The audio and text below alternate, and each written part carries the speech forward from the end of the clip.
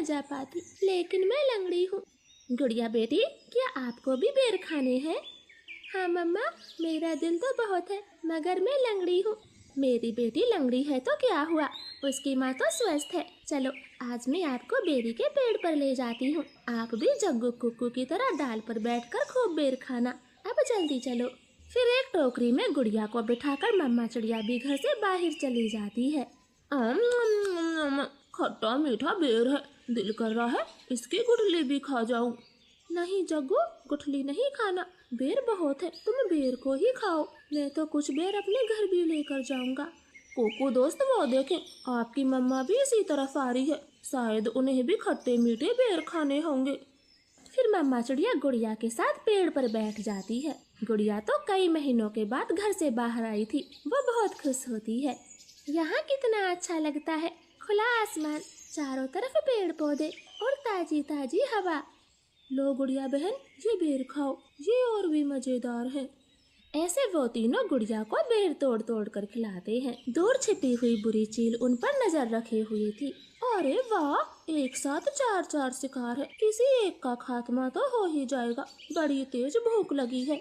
फिर वह बुरी चील धीरे धीरे बेरी के पेड़ तक पहुंच जाती है और एकदम से उन्हें घेर लेती। जग्गू और कुक्कू तो डर के मारे मम्मा चिड़िया के पीछे छुप जाते हैं। सब ऐसे ही खड़े रहो, अगर एक भी भागा तो कच्चा चबा जाऊंगी, बड़ी तेज भूख लगी है मुझे। नाना चील जी, हमें जाने दे, हमारी जान बख्श दे, छोटे बच्चों पर रहम करें। नाना चिड़िया, किसी एक को तो अपना शिकार बनाकर ही खाऊंगी।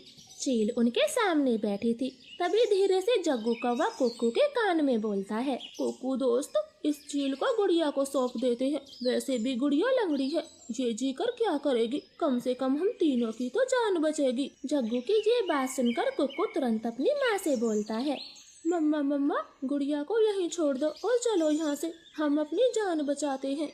हाँ भाई, ये भी ठीक है, मेरा काम इस लंगड़ी चिड़िया से ही चल जाएगा, तुम सब चले जाओ। चील ने इतना कहा ही था कि तभी रानो चिड़िया जोर से चील को धक्का मारती है और पेड़ से नीचे गिरा देती।